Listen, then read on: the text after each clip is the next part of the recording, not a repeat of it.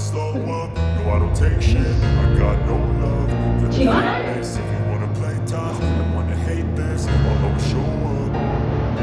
I don't ever slow up, no I don't take shit. I got no love for the fakeness. If you wanna play tough and wanna hate this, I'll always show up and make a statement. I don't ever slow up, no I don't take shit. I got no love for the fakeness. If you wanna play tough and wanna hate this, I'll always show up and make a statement. Everything I do so instinctive and so passionate. Every word I move so descriptive like an adjective. I got a vendetta against people who patented being negative when you should be getting after it.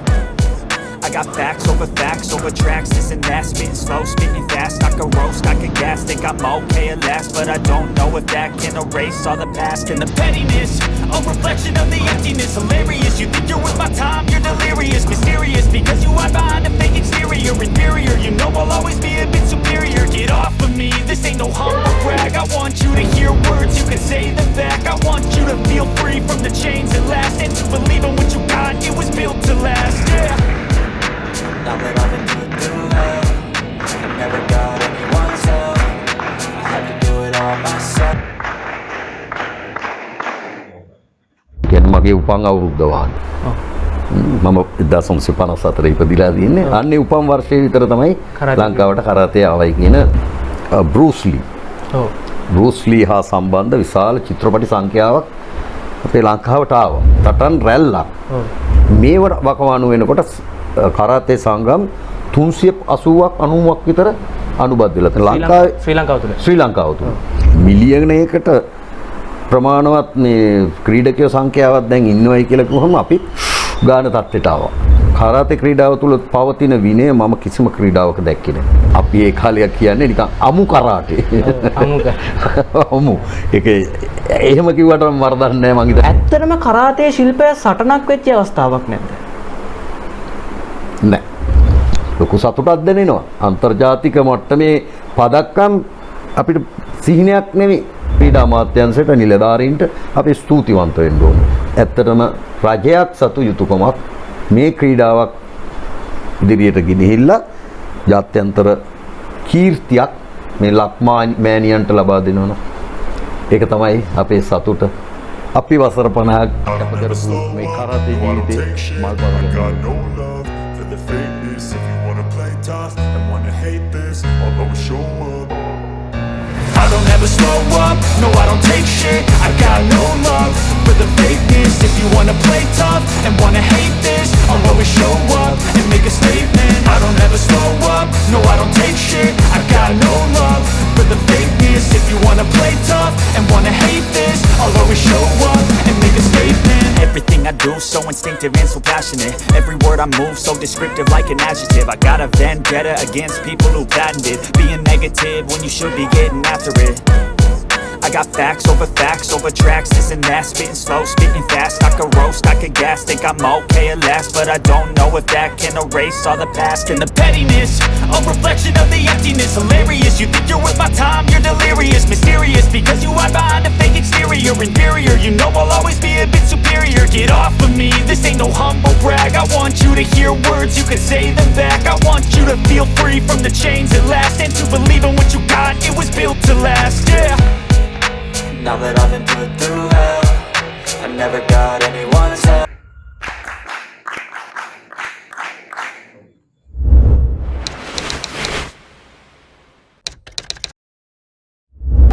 අයිබෝන් කියලා පිළිගන්නවා token 30 YouTube නාලිකාවට තවත් අලුත් වැඩසටහනක් වෙනුවෙන් ඔබ සියලු දෙනාම. ඉතින් මම මෙහෙම අපේ වැඩසටහන අද ආරම්භ කරන්නම්. ගම්පහ ප්‍රදේශය කියන්නේ විවිධ දේවලට ප්‍රසිද්ධ ස්ථානයක්. ගම්පහ ප්‍රදේශය අපිට මතක් වෙද්දිම ඔබ ගම්පහ ප්‍රදේශය ගැන දන්න කෙනෙක් නම් අපිට අමතක නොවනම ස්ථානයක් තිබෙනවා. ඒ තමයි ගම්පහ සරසවි ගොඩනැගිල්ල. ඉතින් අද අපි කතා කරන්න සූදානම් වෙලා සිටින තේමාව ගම්පහට එන්නේ සරසවි ගොඩනැගිල්ලෙන්. ඉතින් අපි කතා කරන්න යන තේමාව ගැන කතා කරොත් සමාජයේ ගොඩක් යෞවනයන්ගේ ශක්තිය උරගා බලමින් සහ යෞවනයන්ගේ සමහර අයගේ සිහිනයක් බවට පත් වෙලා තිබෙන තේමාවක්. ඉතින් අද අපි කතා කරන්න යන මාතෘකාව තමයි කරාතේ ශිල්පය. කරාතේ ශිල්පයේ මම ප්‍රථමයෙන් සඳහන් කරපු සරසවි ගොඩනැගිල්ලට ගම්පහ සරසවි ගොඩනැගිල්ලට එන ඉතිහාසය කරාතේ ශිල්පය ශ්‍රී ලංකාවට එන්නේ කොහොමද සහ ලෝක ප්‍රසිද්ධ ක්‍රීඩාවක් විදිහට ශ්‍රී ලංකාවේ ශ්‍රී ලංකාවේ සහ මුළු ලෝකයේ පුරාවටම අද වර්තමානයේ තිබෙන මේ කරාටේ ශිල්පයේ ඉතිහාසය මොකක්ද කියන දේ අපේ වැඩසටහනේ ඔබට කියන්න බලාපොරොත්තු වෙනවා. ඉතින් ඒ කතාබහට අපිත් එක්ක අපේ වැඩසටහනත් එක්ක එකතු වෙන කතානායකයා ඊටම සුවිශේෂී චරිතයක්. ශ්‍රී ලංකාවේ වගේම මෙරටින් එපිට තමන්ගේ ශ්‍රී ලංකාවේ නාමය සහ මේ කරාතේ ශිල්පයේ ඊටමත් අත්දැකීම් සම්භාරයක් තමන් සතු කරගනිමින් ප්‍රවීණත්වයේ ප්‍රවීණෙක් විදිහට මේ කරාතේ ශිල්පයේ අපිට හඳුන්වන්න පුළුවන් මෙතුමනන්න. ඉතින් අද අපි කතා කරන්න යන කතානායකයව නමින් සඳහන් කරොත් කරාතේ ශූර එවැගේම කරාතේ ක්‍රීඩාවට ශ්‍රී ලංකාවෙන් සහ අනබිභවනීය මෙහෙයක් ඉටු කරපු සහ කරාතේ ශිල්පයේ ඊටමත් අත්දැකීම් බහුල ශිහාන් KA පියරත්න මහත්මයා. ඉතින් ඔබතුමන්ට පළමුවෙන්ම අපේ ටෝකින් තිසා YouTube නාලිකාවට අයිබෝන් කියලා පිළිගන්නවා. අයිබෝන්. ඉතින් මම අපේ වැඩසටහන මෙහෙම පටන් ගන්නම්. මම ප්‍රථමයෙන් හඳුන්වා දීමේදී මතක් කරානේ සරසවි ගොඩනැගිල්ල ගැන. ගම්පහ පිළිබඳව හඳුනා දෙන්න. එහෙම නැත්නම් ගම්පහ පිළිබඳව දන්න කෙනෙක් නම් අනිවාර්යෙන්ම ඔබතුමා ගැන සමහරට දන්නවා ඇති. ඉතින් මම මගේ පළවෙනි ප්‍රශ්නේ විදිහට අපේ වැඩසටහනේ ආරම්භයේ විදිහට ඔබතුමන්ට යොමු කරන්න කැමතියි. මේ ගම්පහ ප්‍රදේශයේ මේ සරසවි ගොඩනැගිල්ලට ඔබතුමන්ගේ ඉතිහාසය ආරම්භ වෙන්නේ කොහොමද? කරාතේ ඉතිහාසය. ගම්පහට එන්නේ කොහොමද මේ කරාතේ ශිල්පය? සහ ගම්පහට එන්න කලින් ශ්‍රී ලංකාවට පෙන්වලා තියෙනනේ කරාතේ ඉතිහාසය සහ කරාතේ මේ කරාතේ කියන ශිල්පය. ඉතින් අපි පළමුවෙන්ම හඳුන්වා දෙන්නේ ඔබතුමන්ගේ ඉතිහාසය සහ මේ ශ්‍රී ලංකාවට කොහොමද මේක ආගමනය වෙන්නේ? එහෙම නැත්නම් ශ්‍රී ලංකාවට කොහොමද මේ කරාතේ ශිල්පය පැමිණෙන්නේ? හොඳ මාතෘකාවක්. ඔව්. මම දන්න තරමින් මම ගම්පහ කරාතේ ක්‍රීඩාව පටන් ගන්න ප්‍රථමයෙන් මම මීගමුවේ GT ලිවෙරා ගුරුවරයා යටතේ තාමත්ම කෙටි කාලයක් වසර 2ක් විතර කරාතේ ක්‍රීඩාව හදාරලා එවකට අපිට මීගමුවට යාමීම් පිළිබඳ තිබ්බ විශාල ගැටලු නිසා අපි ඉල්ලීමක් කළා GT ලිවෙරා සෙන්සෙගෙන් ගම්පහට අපිට කරාතේ ක්‍රීඩාව කරන්න ස්ථානයක් සකස් කරලා දෙන්න මධ්‍යස්ථානය පුහුණු වීම සඳහා. එතකොට එතුමා ඒ සඳහා සරසවි ගොඩනැගිල්ල තෝරගත්තා. ඔබ මතක් කරපු. එතකොට ඒ සරසවි ගොඩනැගිල්ලේ 1974 ජනවාරි මාසේ 5 වෙනිදා තමයි කරාතේ ක්‍රීඩාව ආරම්භ කළේ. ඒකේ පළවෙනි කණ්ඩායම අපි 53 දෙනෙක් සෙනසුරාදා දිනේ තෝරගත්තා දෙකට. අපේ කරාතේ පුහුණුවීම ආරම්භ කරන්න.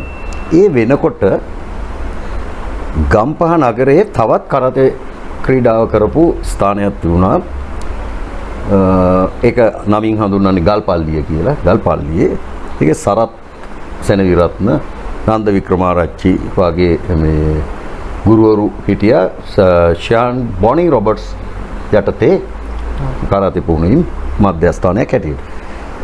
ඒ වකවානුවේ ආරම්භ කරනකොට මේ ලංකාවේ කරාතේ ක්‍රීඩාව පිළිබඳව හිටිය ප්‍රබලයන් මා අඳුනාගත්තු අපි කරාතේ ඉගෙන ගත්ත GT ලිවෙරා සෙන්සේ, බොනි රොබර්ට් සෙන්සේ, සිරිදාස ලියනගේ සෙන්සේ, තිස්ස ගුණරත්න සෙන්සේ ඔන්න ඔය විදිහේ ඊළඟට තදින් පහර දෙන ක්‍රමයේ සෙන්සේ කෙනෙක් වෙල්ගම සෙන්සේ, නන්ද සිරිවර්ධන සෙන්සේ වෙල්ගම සෙන්සේගේ ශිෂ්‍යෙක්. ඉතින් ඒ අය තමයි අපි අඳුනාගෙන තිබුණු ක්‍රීඩකයෝ. ඒ වකවානුව වෙන විට මම අසා ඇති පරිදි ලේඛනගත වෙලා නැහැ කිසිම කණින් ගිය තොරතුරු අනුව ලංකාවට ප්‍රථමයෙන්ම යුද නිලධාරියෙක් හැටියට ඔය මයිල් වානගම් කියන පුද්ගලයෙක් එයා මං හිතන විදියට මං අසා ඇති පරිදි ඔය කඳාන පැත්තේ ප්‍රදේශයේ එයා පිටරට යුද්ධ කාලේ අපේ යුද නිලධාරියෙක් හැටියට ගිය වකවානුවකද දී මේ එතුමා මේ කරාතේ යම් ප්‍රමාණයකට හදාරලා තියෙනවා. අර විධිමත් පරිදි නොවුවත් ඒක තමයි මයිල් වානගම් ගුරුවරයා තමයි ලංකාවට ප්‍රථම වරට මං හිතන්නේ යුද නිලධාරියෙක් හැටියට මම අසා ඇති පරිදි තවත් වෙනත් ඇති තොරතුරු අපේ ජේෂ්ඨයෝ අපිට කියපු පරිද්දෙන් ඒ අයගේ කටින් කට ගිය තොරතුරු මත මම මේ කිව්වේ මයිල් වානගම් එතුමා තමයි ශ්‍රී ලංකාවට කරාතේ මුලින්ම හඳුන්වා දුන්නේ. එතකොට ගම්පහ නගරයේ සරසවි ගොඩනැගිල්ලට අමතරව ඒ වකවානුව වෙනකොට ගල්පල්ලියේ මම කිව්වේ ෂාන් බොනි රොබර්ට්ස් යටතේ කරාතේ පන්තියක් පැවතුණා. ඊට පස්සේ අපි කරාතේ පන්ති පවත්වාගෙන සෑහෙන කාලයක් කරගෙන යනකොට ඒ කාලේ ඒ වකවානුව ඒ කියන්නේ 1970 දශකයේ 70 දශකයේ ඉතාම ඔබතුමා ඒ කියන්නේ ශ්‍රී ලංකාවට කරාතේ මේ ශිල්පය ඇවිල්ලා තියෙන කොයි වගේ වර්ෂයක් තුලද? 1950 ගණන් වල විතර. ඒ වකවානුව 1953 54 වගේ කියන්නේ මගේ උපන් අවුරුද්ද වාගේ. මම 1954 ඉපදිලා තියෙන්නේ. අන්නේ උපන් වර්ෂයේ විතර තමයි ලංකාවට කරාතේ ආවයි කියන මේ ජනප්‍රවාදය මේ කියන්නේ කටින් කට තියෙන මේ ආරංචි. එතකොට අපි ඔය සරසවි ගොඩනැගිල්ලේ ඔය වකවානුවේ 70 දශකයේ තාමත්ම ජනප්‍රිය මට්ටමින් තාමත්ම ප්‍රබල වශයෙන් GAT ලිවෙරා සෙන්සේ යටතේ දින කීපයකට සෙනසුරාදා 3ට පටන් ගත්තේ පළවෙනි කණ්ඩායම, දෙවෙනි කණ්ඩායම ආපහු ඉරිදා උදේවරුව හවස්වරුව ඔය විදිහට අන්ති ගණනාවක් සරසවි ගොඩනැගිල්ල තුල පවත්වාගෙන ගියා. මං හිතන්නේ ශිෂ්‍ය සංඛ්‍යාව ගත්තොත් අසීමිත සංඛ්‍යාවක් 100 ගණනක් විතර. මගේ කණ්ඩායමේ හිටියා 53 දෙනෙක්. ඔබතුමත් එක්ක? මාත් එක්කම 53 දෙනෙක් හිටියා. අපි සෑහෙන කාලයක් GAT ලිවෙරා සෙන්සේ යටතේ සරසවි ගොඩනැගිල්ල කරාතේ කරමින් ඉඳලා 1977 අපි GAT ලිවෙරා සෙන්සේගේ කරාතේ සංගමයෙන් ඉවත් වුණා. ඉවත් වෙලා ඒ වකවානුවේ අපේ සාඛා ප්‍රධානිය හැටියට මගේ පළමු ගුරුවරයා හැටියට ෂහාන් ඩොනල්ඩ් ගොඩල්ලවත් තමයි ඇත්තටම බොහොම භක්තියෙන් මම මේ වගේ අවස්ථාවකදී බොහොම ආදරෙන් ගෞරවණීයව මතක් කරනවා වගේ ගුරු පියාණන්. එතුමා ජර්මන් ජාතික ෂාන් ගුන්ටමුව අඳුරාගෙන ගුන්ටමුව සෙන්සේ යටතේ අපි වෙනත් සංගමයක් ආරම්භ කළා. ලංකා ෂෝටෝකාන් කරාටේ ස්පෝර්ට්ස් සෙන්ටර් නමින් ඒක ආරම්භ කළා. එතකොට අපි GAT ලිවෙරා සෙන්සේ යටතේ හිටියේ සමස්ත ලංකා කරාටේ සංගමය. අපි සමස්ත ලංකා කරාටේ සංගමයෙන් 77 වර්ෂයේදී ඉවත් වුණා. ඉතින් ඒක මේ ද්වේෂ සහගතවනේ බොහොම සුවදශීලීව එතුමාට අපි ප්‍රකාශය කළා අපි අලුත් සංගමයක් පටන් ගන්නවා කියලා. ඉතින් එතුමා අපිට ආශිර්වාද කළා. ඒ අනුව අපි ෂාන් ගුන්ටමුව යටතේ 77 ඉඳලා දිගටම කරාතේ සංගමේ පවත්වාගෙන ගියා. ඔය තත්ත්වය තමයි සාමාන්‍යයෙන් මේ කෙටියෙන් හඳුන්වන්න පුළුවන්. එතකොට ඔය මම 77 වර්ෂයේ විතර කියනකොට සරසවි ගොඩනැගිල්ලේ තවත් කරාතේ පුරුකක් ආරම්භ වුණා.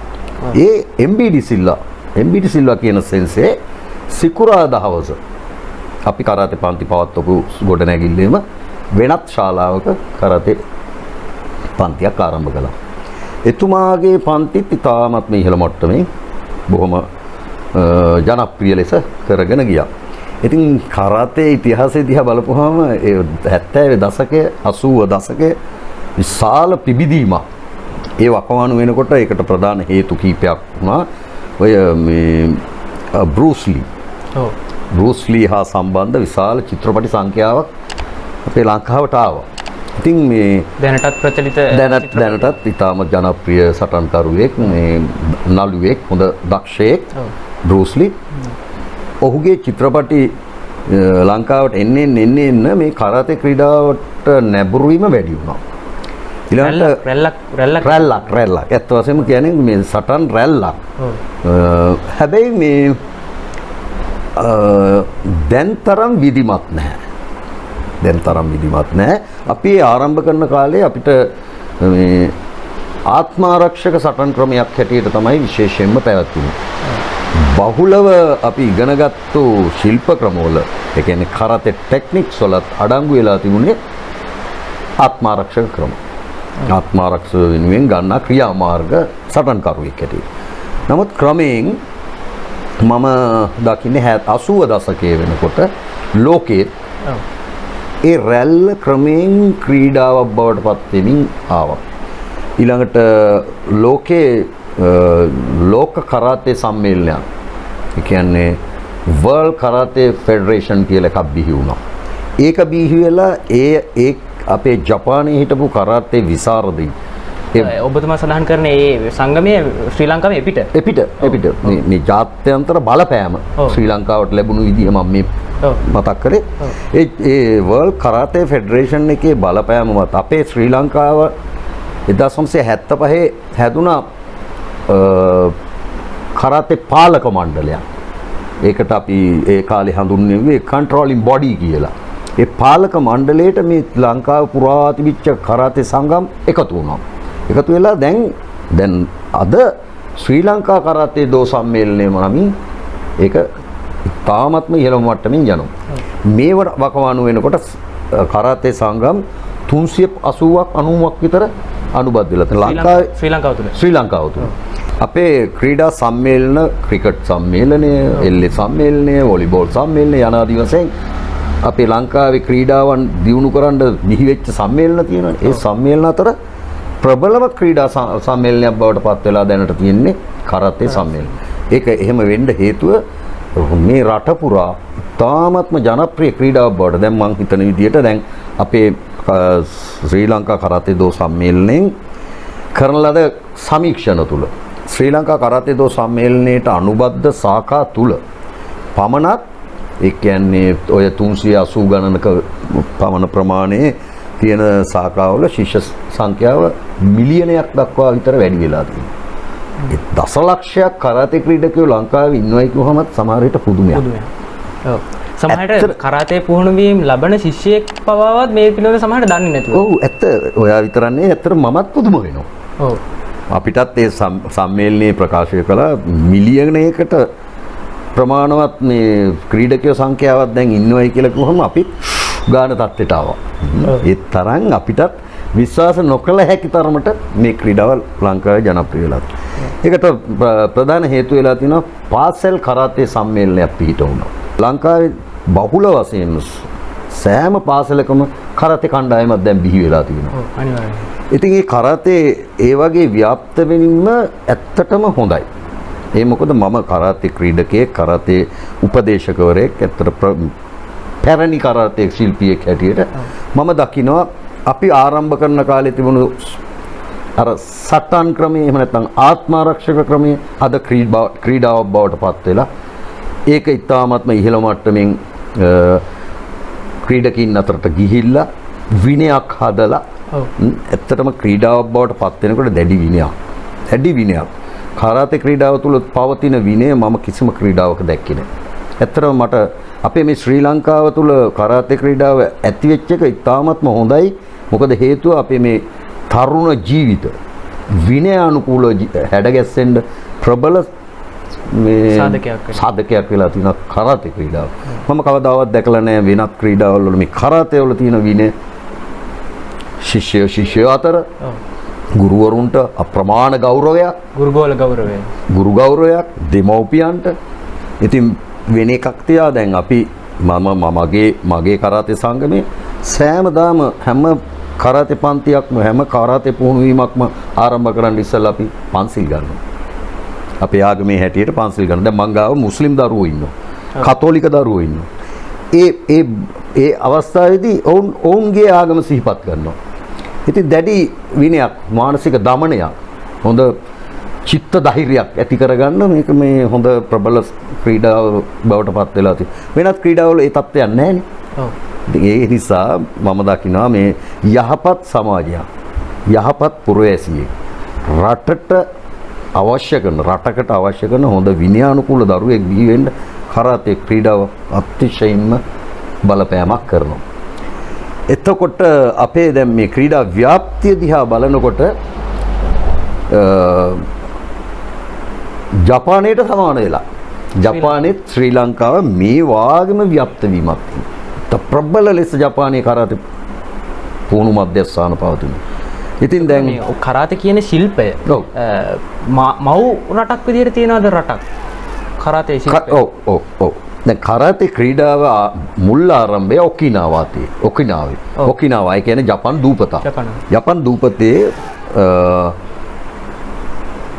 ඔකිනාවා ජාතික ශියහාන් ජිජින් ෆුනාකෝෂි. ජිජින් ෆුනාකෝෂි මැතිතුමා තමයි මේකේ නිර්මාතෘවරයා. එතුමා 1940 ගණන් වල මේ කරාතේ ක්‍රීඩාව ඔකිනාවා වල ඉඳලා ජපානයට ගෙනාවා ටෝකියෝ වලට. ගෙනල්ලා ටෝකියෝ වල 1950 ගණන් වල පැවැත්වුවා ජපානයේ ශාරීරික අභ්‍යාස අමාත්‍යාංශය. ඒ කියන්නේ ක්‍රීඩා අමාත්‍යාංශය කියන එක තමයි ඒ නමින් ඒ කාලේ තිබුණේ. ඒ අමාත්‍යාංශය මේ වගේ මේ මාෂල් ආර්ට්ස් ඒ කියන්නේ සටන් ක්‍රම ගැන සමීක්ෂණයක් කළා, සංදර්ශනයක් කළා කරලා තෝරගත්තා මේ කරාතේ කියන සටන් ක්‍රමය ඉතාමත්ම හොඳයි. මේක ව්‍යාප්ත කරන්න ඕන. මේකට සහයෝගයක් දෙන්න ඕනේ කියන පරමාර්ථයෙන් ෆුනාකෝෂි මැතිතුමාව තෝරගත්තා. එවකට ජපානයේ විශ්වවිද්‍යාලවල කරාතේ පුහුණු කඳවුරු පටන් ගන්නවා.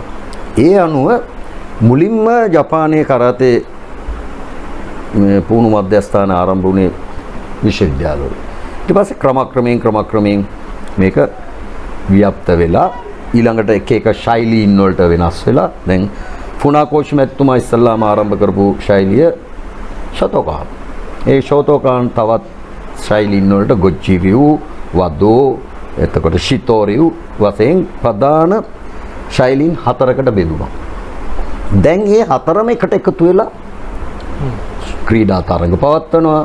අන්න ඒ වගේ එතකොට මම කලින් ප්‍රකාශ කළා වගේ ලෝක කරාතේ සම්මේලනයේ ඒ සම්මේලනයට අනුබද්ධයි මේ ශෛලීන් හතරෙම අය.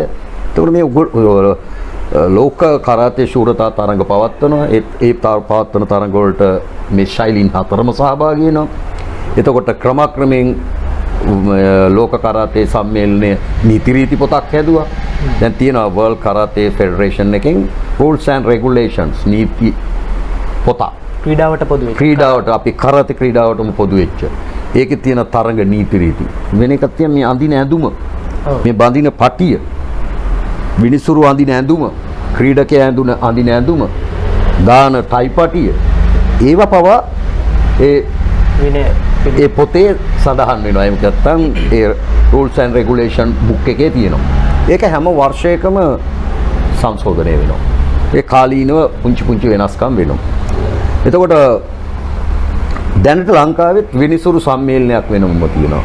ශ්‍රී ලංකා කරාතේ දෝ සම්මේලනයට අනුබද්ධ විනිසුරු සම්මේලනයක් තියෙනවා. විනිසුරු කමිටුවක්. ඒ විනිසුරු කමිටුවේ වෙනම ඉන්නවා සභාපතිවරු, ලේකම්වරු ඉන්නවා. ඒගොල්ලෝ ඒ විනිශ්චයකරුවන් පිළිබඳ විනිශ්චයකරුවන් පුහුණු කරනවා. විනිශ්චයකරුවන්ට අවශ්‍ය කරන ඒ තරගවලට සම්බන්ධ කරනවා. අන්න ඒ විදිහේ වැඩපිළිවෙලක් යනවා. එතකොට දැන් ලංකාවේ ඇත්තටම මේ කරාතේ ක්‍රීඩාව මෙතරම් ප්‍රබල වශයෙන් දියුණු වෙන්න හේතු වුණෙත් ඔන්නේ ක්‍රීඩාවක් වශයෙන් මේ සටන් ක්‍රමය පරිවර්තනය වීම. දැන් අපිට තේරෙන්නේ නැති ඒ පරිවර්තනය මම දකින්නේ මම දැන් ඔය දෙවර්ගයටම සම්බන්ධ වෙච්ච පුද්ගලෙක්. මුලින් මම කරාතේ ක්‍රීඩාව පටන් ගන්නකොට තිබුණේ සටන් ක්‍රමයක්. නොදියුණු මට්ටමේ ආත්මාරක්ෂක සටන් ක්‍රමයක්. ඒ වකවානු වෙනකොට යම් ප්‍රමාණයක නීති රීති තිබුණා. නමුත් ප්‍රබල වශයෙන් තිබුණේ නැහැ. දැන් එහෙම නෙවෙයි. 80 දශකයෙන් විතර පස්සේ මේක තාමත්ම ප්‍රබල මට්ටමකින් නීති රීති පද්ධතියකින් කොටු කරලා ක්‍රීඩකයින්ගේ විනය තදින් පවත්වාගෙන යන දැන් තියෙන ඔය නීති රීති පොත්වල තියෙන විදිහට මම මේ එක උදාහරණයක් කියන්න. කිසිම විදිහකින් ඇඟට හානියක් වෙන්න පහර දීම් කරන්න බෑ තරගවලදී. කිසිම විදිහට පාලනය කරන්න ඕන. දැන් මූණට පහර දීමක් කළොත් හැමට ස්කින් ටච් එක. ඒකට කියන්නේ අපි ස්කින් ටච් කියලා. හැමට මසට නොවේ. එහෙමයි නීතිය තියෙන්නේ. මූණට පහර දෙන්න පුළුවන් යන්තම්. ශරීරයට චෙස් පෑඩ් එකක් ඒ පපුවට ආවරණ ග්ලව්ස් දානවා. එතකොට මේ දත් වලට ආවරණ කර ගන්නවා. ඉතින් මේක අනතුරු වෙන්නේ නැහැ දැන්. අපි ක්‍රීඩාව පටන් ගන්න කාලේ ඇත්තටම අපිට ග්ලව්ස් තිබුණේ නැහැ, චෙස් පෑඩ් තිබුණේ නැහැ, ගම් සීල් දාන්නේ නැහැ. ටිකක් මේ අවදානම අපි ඒ කාලේ කියන්නේ නිකන් අමු කරාටේ. අමු. ඒක එහෙම කිව්වට වරදක් නැහැ මං හිතන්නේ කවුරුවත් ඒකට මේ පැකිලෙන්නේ ගන්න. ඒ වගේ මට්ටමක තිබුණේ. නමුත් දැන් එහෙම නෙවෙයි. ක්‍රීඩකයා දැන් පවතින දැන් අපිට වර්ල්ඩ් කරාටේ ෆෙඩරේෂන් එකේ ඇත්තටම කියන්නේ ක්‍රීඩාව පවතින්න නම් ක්‍රීඩකයා ආරක්ෂා වෙන්න ඕන. එතකොට ක්‍රීඩකයා ආරක්ෂා වෙන්න නම් නීති රීති තියෙන්න ඕන. නීති රීති තුලින් ක්‍රීඩකයා යම් පාලනයකට නතු කරලා විනිශ්චයකරුව පත් කරලා ඒ විනිශ්චයකරුව මේ ක්‍රීඩාව සටන් ක්‍රමයක් නොවෙන්න එහෙම නැත්නම් ශාරීරික හානියක් ක්‍රීඩකීන්ට නොවෙන්න ඒවා පාලනය කරලා ක්‍රීඩාවක් බවට පත් කරලා තියෙනවා. ඉතින් ඇත්තෙන්ම ඒක තමයි මම දකින්නේ. මගේ නම් මේ නිගමනය ඒක තමයි රහස මේ ක්‍රීඩාව මේ තරම් ව්‍යාප්ත වෙන්නේ. ඒකට කිසි කෙනෙකුට හානියක් වෙන්නේ නැහැ. දෙමව්පියොත් කැමතියි. කිසිම දෙමව්පියෙක් මම තාත්තා කෙනෙක් දැන් මම සීයා කෙනෙක් ඒත් මං කැමතිත් නැහැ මගේ දරුවන්ට හානි වෙනවට. ඒ වගේ තමයි මං උගන්වන දරුවන්ටත් ශාරීරික හානියක් වෙනවට මම කැමතියි. ඒ වගේ අපේ කවුරුවත් කැමති නැති දෙයක් වෙනවා නම් මේ ක්‍රීඩාව මෙච්චර දිනුනේ මේ ජනප්‍රිය වෙන්නේ නැහැ. ඉතින් මේ මෙතුමන් සඳහන් කරපු සහ අපේ වැඩසටහනේ මේ කතා බහ කරගෙන යන ඉතිහාසය පිළිබඳව කතා කරාම ඊටමත් දිගු ඉතිහාසයක්. නොදියුණු කරාතේ ශිල්පය දියුණුවට පත් වෙලා අද වර්තමානයේ වෙද්දී ඊටමත් ක්‍රමවේදයකට අනුව නීති පොතකට අනුව ක්‍රියාවලියක් විදිහට ගමන් කරන ශිල්පයක් බවට ශ්‍රී ලංකාවේ අද වෙද්දී පරිවර්තනය වෙලා සහ ලෝකෙත් ඒ විදිහටම නිර්මාණය වෙලා. ඉතින් මේ මම ඔබතුමන්ගේ මේ දැන් කතා බහත් එක්ක මීළඟ ඔබතුමන්ට යොමු කරන ප්‍රශ්න විදිහට මම අහන්න කැමති ගුරුතුමනි දැන් මේ ඔබතුමා සඳහන් කරපු ඉතිහාසයකට සහිත මේ ශිල්පයේ ඉගෙන ගන්න ශිෂ්‍යයෝ ඇත්තටම මේ කරාතේ ශිල්පයටම පමණක් ගොනු වෙච්ච ක්‍රීඩකයෝද? එහෙම නැත්නම් මේක ආත්මාරක්ෂණ ක්‍රීඩාවක්මද? එහෙම නැත්නම් තවත් පස්සකින් ගත්තොත් මේ ක්‍රීඩාව තුළ අපි ගොඩක් සමහර තවත් වෙන ක්‍රීඩා තුළ ගත්තාම ඒ ක්‍රීඩකයෝ අතර තවත් කෙනෙක් පරයා යමින් තවත් කෙනෙක් ආත්මාර්ථකාමීත්වය සමහර තැන්වලදී එනවා. ඉතින් මෙන්න මේ තුන ගත්තොත් අනිකා පරයමින් කරන ක්‍රීඩාවක්ද? එහෙම නැත්නම් මේක ආත්මාරක්ෂණ ක්‍රීඩාවක්ද? එහෙම නැත්නම් මේක ක්‍රීඩකයෙකු බිහි කිරීමේ අරමුණින්ම කරන ක්‍රීඩාවක්ද? ඔව්.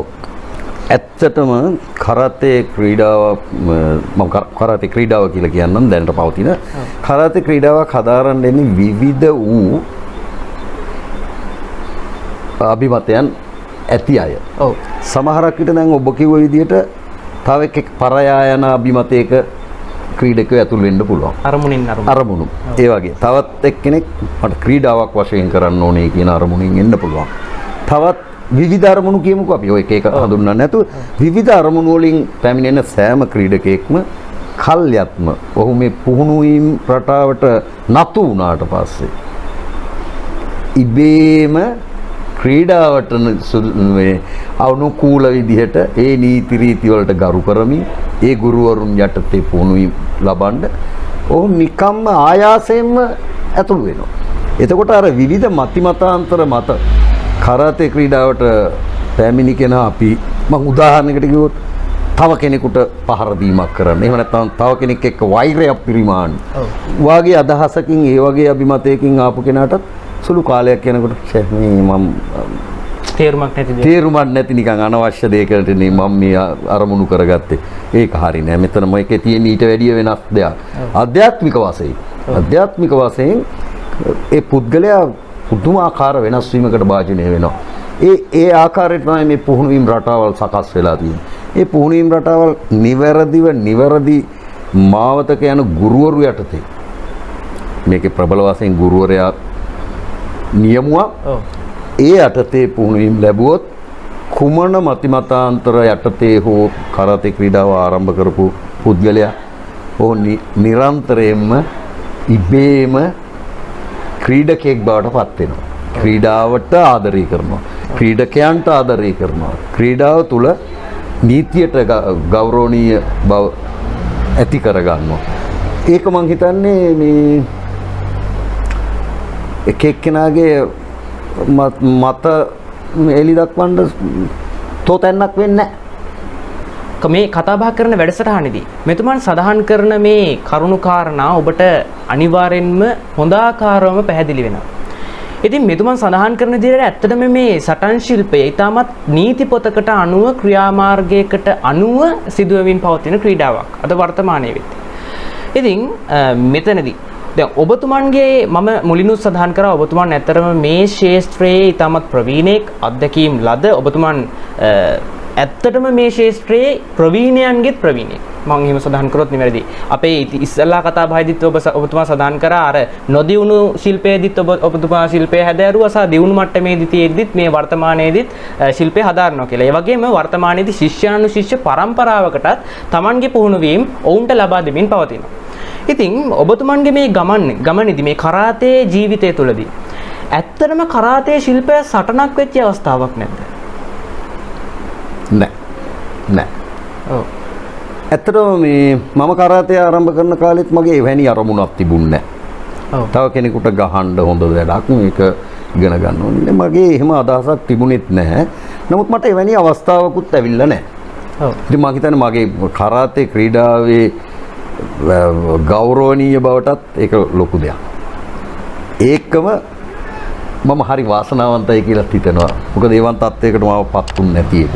ඉතින් මම ආසයි එවැනි මේ තත්ත්වයේ ක්‍රීඩකයෝ බිහි කරන්න.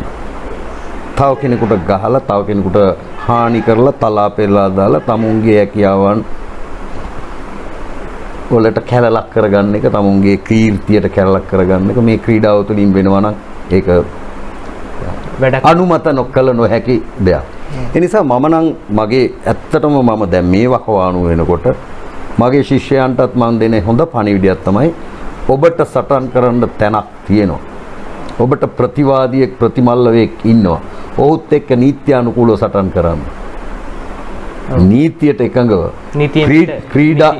ක්‍රීඩාව අරමුණු කරගෙන සටන් කළ හැකි අවස්ථා එමට තියෙනවා. නීතියෙන් පිට අවශ්‍ය වෙන්නේ නැහැ. අවශ්‍ය වෙන්නේ නැහැ. එහෙනම් කරාතේ ක්‍රීඩාවක්වත් මොන සටන් ක්‍රමයක්වත් හදාරන්නේ නැති, එහෙම හදාarලවත් නැති සාමාන්‍ය පුරවැසියෙකුට පහර දීම අනුමත කළ නිෂ්ඵල ක්‍රියා අනුමත කළ නොහැකි ක්‍රියාවක්.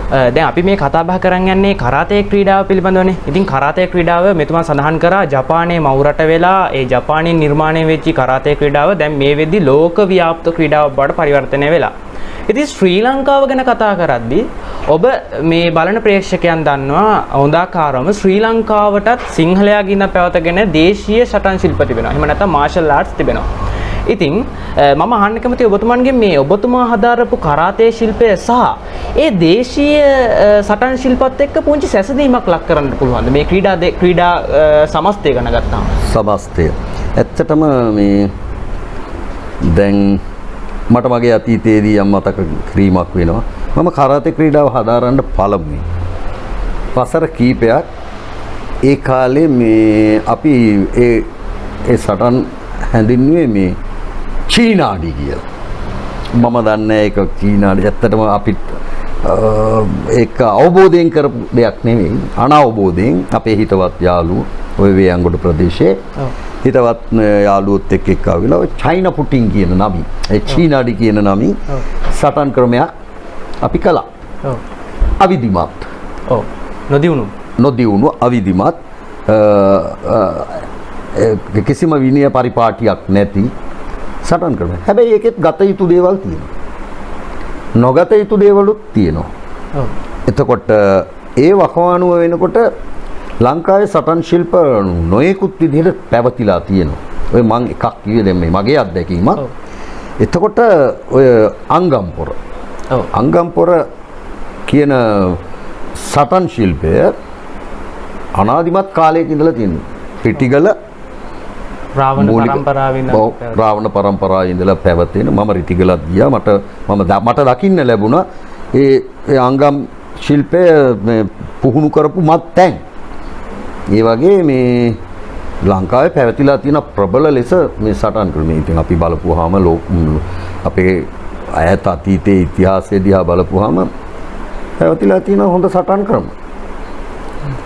කරාතෙත් එක්ක බලපුවාම දැන් මම හිතන මට මගේ දැනුමේ හැටියට මේ කරාතේ ක්‍රීඩාව අර විධිමත් සැලසුම් සහිත ලෝක සබඳතාවයේ මත පවත්වගෙන යන එතකොට තරඟාවලි පවත්වන හොඳ ක්‍රීඩා පසුබිමක් මේකේ මේ අඩංගු වෙලා තියෙනවා. ඉතින් අන්න ඒ නිසා මේ අනිත් ඔය දේශීය සටන් ක්‍රමවල ඉදිරි ගමනක් එහෙම නැත්නම් ජනප්‍රියත්වයක් එහෙමත් නැත්නම් ව්‍යාප්ත වීම අඩු වෙලා තියෙනවා. මේ කරාතේ ඉතාම ශීඝ්‍රයෙන් ව්‍යාප්ත වෙලා යනවා. හේතුව අර පවතින මේ සැලසුම් සහිත සහ ලෝක සම්බන්ධතාවය. ලෝක සම්බන්ධතාවය. ඉතින් දැන් අපේ කරාතේ දෝ සම්මේලනයේ ශ්‍රී ලංකාවේ ගම්පහ අපේ දිස්ත්‍රික් මට්ටමේ දිස්ත්‍රික් තරඟ පවත්වනවා, පළාත් මට්ටමේ තරඟ පවත්වනවා, ඊළඟට ජාතික මට්ටමේ පළාත් මේ තරඟ පවත්වනවා, ඊළඟට ජාතික මට්ටමේ තරඟ වලින් ජයග්‍රහණය කරන පළවෙනි, දෙවෙනි, තුන්වෙනි සහ සම තුන්වෙනි වශයෙන් 4 දෙනෙක් තෝරලා පුහුණු සංචිත හදනවා. ජාතික පුහුණු සංචිත. ඒක කනිෂ්ඨ සහ ජ්‍යෙෂ්ඨ වශයෙන් සකස් වෙලා තියෙනවා. එතකොට ජ්‍යෙෂ්ඨ ක්‍රීඩකයින්ට දෛනිකව පුහුණු වීම පවත්වනවා. ඊළඟට ජාත්‍යන්තර පුහුණුකරු ගෙන්නලා ජාත්‍යන්තර තාක්ෂණය අද ඉහළම මට්ටමින් පවතිනවා ලංකාවේ තාක්ෂණ ප්‍රබල තාක්ෂණයක් යටතේ අපේ ජාතික මට්ටමේ ක්‍රීඩකයෝ පුහුණු කරනවා. ඊළඟට ඒකේ කනිෂ්ඨ සහ ජ්‍යෙෂ්ඨ වශයෙන් කණ්ඩායම් දෙකක් ඉන්නවා. එතකොට ජ්‍යෙෂ්ඨ ක්‍රීඩකයෝ ඔවුන්ගේ පුහුණු වීම වල ස්වභාවය අනුව වර්ග කිරීම කරනවා. වර්ග කිරීම කරලා අපේ ජාත්‍යන්තර තරඟ වලට ක්‍රීඩකයෝ ඉදිරිපත් වෙනවා. ඒ වගේම ජාත්‍යන්තර තරඟවලදී ජයග්‍රහණ කරලා අපිට පදක්කම් ලබා දීලා තියෙනවා. ඉතින් මම මේ වෙලාවේ ඇත්තටම සිහිපත් කරනවා අපේ එඩ්වඩ් කියලා ශිතෝරිව් කරන දක්ෂ අති දක්ෂ ක්‍රීඩකයෙක් ඉන්නවා. එතකොට මම එක්කෙනෙක් කිව්වොත් ඒක හරි නෑ. එතකොට ඔහු පළවෙනි පදක්කම ලංකාවට ගෙනල්ලා දුන්නා. ජාත්‍යන්තර පදක්කම. ඉතින් මං ඇත්තටම මේ ඒ ක්‍රීඩකයා අද සාමාන්‍යයෙන් එයාගේ තරුණ වයස ඉක්මවලා හොඳ උපදේශකවරයෙක් වෙලා. හරි මේ ප්‍රවීණ අත්දැකීම් බහුල. ඉතින් ඒ වගේ තත්ත්වයක් යටතේ වෙනකොට අපි අර දේශීය සටන් ක්‍රමවල එවන් තත්ත්වයක් නැති නිසා පොඩි මේක මම දකින්න පොඩි අඩුපාඩුවක් හැටියට. ඒ අපේ දේශීය සටන් ක්‍රම ඉදිරියට නොයන්න හේතු වෙලා තියෙනවා ඒක. ඉතින් අන්න ඒක නිසා තමයි මම කියන්නේ මේක සසඳන්න අපහසු තත්ත්වයක්. කරාතේ ක්‍රීඩාව පොඩ්ඩක් ඉදිරියෙන් යනවා. ඔව්. ලෝක සම්බන්ධතාවය ජාත්‍යන්තර සබඳතාවය ආසියානු සබඳතාවය තියෙනවා. දැන් ඇත්තටම දැන් ජාතික මට්ටමින් එපිටට ගියොත් දකුණු ආසියානු කරාතේ සම්මේලනයක් තියෙනවා. ඒකට ශ්‍රී ලංකාව අනුබද්ධ වෙලා තියෙනවා. ඊළඟට ආසියානු කරාතේ සම්මේලනයක් තියෙනවා. ඒකට අපේ ශ්‍රී ලංකා කරාතේ දෝ සම්මේලනය අනුබද්ධ වෙලා තියෙනවා. ඊළඟට ලෝක කරාතේ සම්බන්ධ වෙලා. ඉතින් අන්නේ සබඳතාවයන් මත මුළු ලෝකයේම කරාතේ පිළිබඳව මේ අපේ ශ්‍රී ලංකා ක්‍රීඩකයින්ට අත්දැකීම් ගන්න පුළුවන් අවස්ථාවල් ලැබිලා තියෙනවා. ඉතින් අනිත් සටන් ක්‍රමවල ඒ තත්ත්වයන් නැහැ. ඒක මං හිතනවා ඒ ක්‍රීඩාවන් ප්‍රචලිත වෙන්න සහ දියුණු මට්ටමකට ගේන්න තියෙන බාධාවක්. අපේ දේශීය පමණයි මේක දේශීය අපේ දේශයට පමණක් සීමා වෙලා තියෙනවා. මේක අන්තර්ජාතික වෙලා තියෙනවා. ඒක මං හිතන්නේ මේ කරාතේ ක්‍රීඩාවේ දියුණුවට ලොකු හේතුවක්. දැන් මේ වකවානුව වෙනකොට කණ්ඩායම් දෙකක් දැන් 2023 ආසියානු දකුණු ආසියානු සහ ආසියානු ශූරතා තරඟ සඳහා ඉතාම ඉහළ මට්ටමේ පුහුණු වීම කටයුතු පවත්වාගෙන යනවා. පසුගිය වකවානුවේ රාජ්‍ය අනුග්‍රහය ලැබුණා. ක්‍රීඩා අමාත්‍යාංශයෙන් විශාල මුදල් ප්‍රමාණයක් වෙන් කළා. මොකද ක්‍රීඩා අමාත්‍යාංශයට ඇත්තටම මං හිතන විදිහට පෙනී යන්නේ නැති ලේසියෙන් මේ ජනප්‍රිය වෙලා තියෙන මේ ක්‍රීඩාව අන්තර්ජාතික මට්ටමේ අතහිත දීමක් දුන්නොත් කළොත් අපිට හොඳ ශ්‍රී ලංකා පදක්කම් ප්‍රමාණයක් ලබා ගත හැකියි කියන දැක්ම මං හිතන්නේ ක්‍රීඩා අමාත්‍යාංශය දැක්කා. ඒ නිලධාරීන් ඒ අය දැකලා අපේ කරාතේ සම්මේලනයේ නිලධාරී වර්තමාන කරාතේ සම්මේලනයේ නිලධාරී අපේ සභාපතිතුමා සිසිර කුමාර සෙන්සේ එතකොට ලේකම්තුමා එතකොට බස්නායක සෙන්සේ ඒ අයගේ විශාල කැපවීමක් කරනවා ඒ අය ඒ කැපවීම තුළින් ක්‍රීඩා අමාත්‍යාංශයේ අනුග්‍රහයත් අරගෙන දැන් හොඳ ක්‍රීඩා කණ්ඩායමක් සකස් කරගෙන යනවා හොඳ ක්‍රීඩකයෝ කාන්තා පිරිමි දෙගොල්ලම හොඳ කණ්ඩායමක් ප්‍රබලයි ඇත්තටම අපි ඒ ළමයින්ගේ දක්ෂතා දකිනකොට ඒ අයගේ පුහුණු වීම දකිනකොට ලොකු සතුටක් දැනෙනවා අන්තර්ජාතික මට්ටමේ පදක්කම් අපිට සිහිනයක් නෙවෙයි කියන එක අපිට දැන් පේනවා මේ ලාංකිකයෝ මේ අපේ දරුවෝ ජාත්‍යන්තරයට ගිහිල්ලා පදක්කම් අරගෙන එනකොට ඇත්තටම කරාතේ ක්‍රීඩකයෙක් ඇත්තටම කරාතේ උපදේශකවරයෙක් ප්‍රවීණයෙක් හැටියට අපිට නොලැබුණු සම්පතක් අපි මේ ඉදිරි තාම ආසන්න කාලයේදී ලබා ගන්නවයි කියන අදිෂ්ඨානෙ කියන අපේක්ෂාව පවතිනවා. ඉතින් ඒක මං හිතන්නේ මේ ලංකාවේ කරාතේ වල හොඳ ඉදිරි දැක්මක්. ඉතින් මේ අපි සඳහන් කරේ කරාතේ ක්‍රීඩාව සහ මේ දේශීය සටන් ශිල්ප ගැනනේ. ඉතින් මේකත් එක්ක මේ සැසඳීම පිළිබඳව අපේ ගුරුතුමා සඳහන් කරා. ඉතින් අවසාන වශයෙන් අපේ වැඩසටහනේ කාලය පොඩි වුණත් ලොකු දෙයක් අපි කතා කරා කියලා අපි සිතනවා. ඉතින් මේ අවසාන වශයෙන් ඔබතුමන්ට යොමු කරන ප්‍රශ්නය අපි මේ යොමු කරන ප්‍රශ්නොත් යම්කිසි කොටසක් ඉස්සෙල්ලා ඔබතුමන්ගේ අතින් කියවුණා කියලාත් මම සිතනවා. ඒත් එක්කම ඔබතුමන් මේ ප්‍රවීණයෙක් විදිහට මේ ශාස්ත්‍රයේ මේ වර්තමාන ශිල්පයත් එක්ක කරාතී ශිල්පයත් එක්ක රජයෙන් අනුග්‍රහයක් දක්වනවාද මේ ශිල්පයට? එහෙම නැත්නම් ක්‍රීඩාවක් විදිහට රජයෙන් අනුග්‍රහකත්වයක් දක්වනවාද? ක්‍රියාපටිපාටියක් ක්‍රමවේදයකට අනුව ක්‍රියාත්මක කරනවාද? සහ එහෙම කරන්නේ නැතිනම් ඔබතුමන් ප්‍රවීණයෙක් විදිහට මේ රජයට හෝ නැත්නම් මේ ශ්‍රී ලාංකිකයන්ට මේ පිළිබඳව යෝජනා කළ යුතු යෝජනාවක් තිබෙනවද ඔබතුමන්ට? ඔව් දැන් ඇත්තටම කරාතේ ක්‍රීඩාවට මේ පසුගිය වසර 2ක 3ක විතර ඉඳලා රජයේ පැත්තෙන් රජය කියන්නේ මම හඳුන්වන්නේ ක්‍රීඩා අමාත්‍යාංශය. ක්‍රීඩා අමාත්‍යාංශය හැටියට ගරු ක්‍රීඩා ඇමතිතුමා ඒ රජයේ කරාතේ ක්‍රීඩාවට මේ සෑහීමකට පත්විය හැකි අනුග්‍රහයන් ලබා දෙනවා.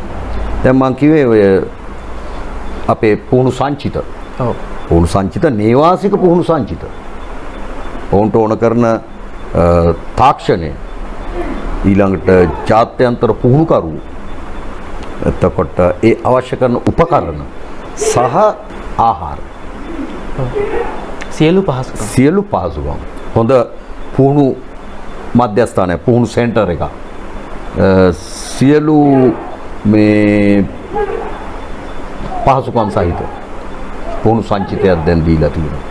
පුහුණු මධ්‍යස්ථානය. ඊළඟට අපිට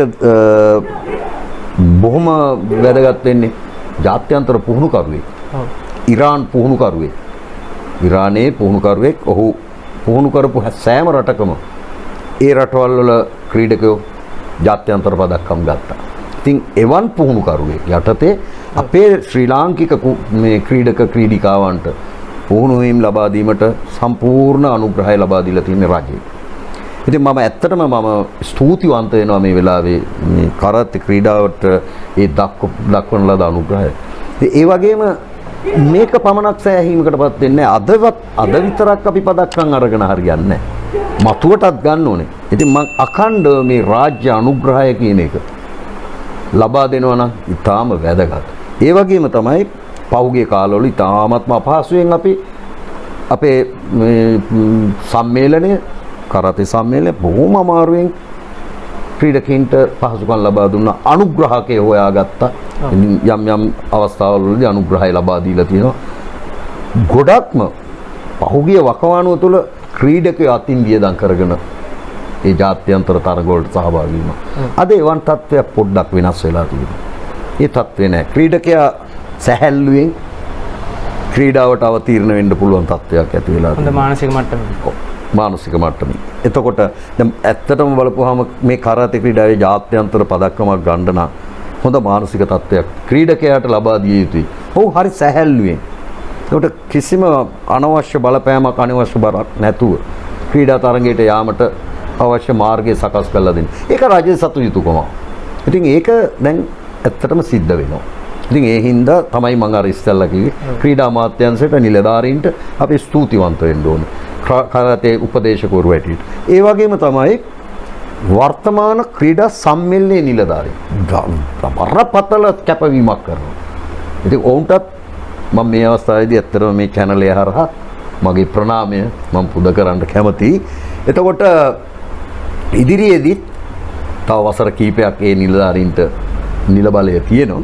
ඉතින් මම දකින්නේ රජයේ අනුග්‍රහය තව තවත් ලබා දුන්නොත් අපිට මේ ශ්‍රී ලංකා ක්‍රීඩකීන් මේ අපේ දරුවෝ ජාත්‍යන්තරයට ගෙනහිල්ලා ඔවුන් නිකන් ගිහිල්ලා ඉන්නේ නැහැ. ජාත්‍යන්තර පදක්කම් අපේ රටට ගිහින් ජාත්‍යන්තර කීර්තිය ගිනවා.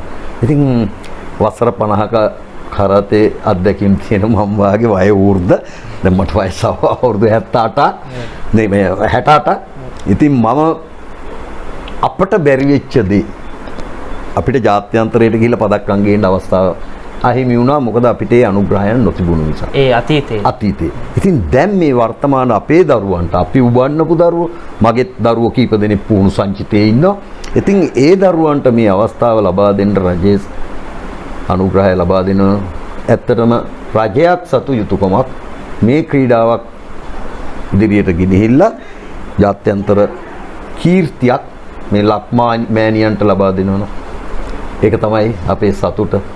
අපි වසර 50ක් කැප කරපු මේ කරාතේ ජීවිතේ මල්පල ගැනීම කියන එකයි මට ඇත්තටම කියන්න තියෙන්නේ. ඉතින් මේ අපි කතා බහ කරපු කරාතේ ශිල්පය පිළිබඳව කතා කරද්දී මම අවසාන වශයෙන්ම ඔබතුමන්ට අහන්න කැමතියි. ඔබතුමන්ගේ වර්තමාන ශිෂ්‍යානුශිෂ්‍ය පරම්පරාවට පුහුණු වීම ලබා දෙන බෙම්මුල්ල කරාතේ අසපුවෙන් සුපැහැදිලි කරාතේ ශිල්පයෙක් එහෙම නැත්නම් ක්‍රීඩකයෙක් බිහි කිරීම නේද ඔබතුමන්ගේ වර්තමාන කාර්යය? සැබවින්ම ඇත්තටම මම දැන් වසර 36ක් බෙම්මුල්ලේ කරාතේ අසපුව ආරම්භ කළා. 36 වෙනි වර්ෂයේ මේ යන්නේ. මේ 36 වර්ෂයටම මම ක්‍රීඩිකාවන් ගණනාවක් අපේ ජාත්‍යන්තර පුහුණු සංචිතයට ඇතුළු කළා. ඒ වගේම හොඳ පුරවැසියන් බිහි කිරීමේ කටයුත්තට මම අත ගහලා තියෙනවා. මංගාව මම මේ කරාතේ අසපුවෙන් මම බලාපොරොත්තු වෙන එකම දේ මේ සමාජයට වැඩදායක සමාජයට අහිතකර පුද්ගලයෙක් බිහි කිරීමේ අරමුණ නෙමෙයි. සමාජයට හිතකර මේ රටට වැදගත් රටට වැඩක් කරන්න පුළුවන් හොඳ පුරවැසියෙක් බිහි කිරීම.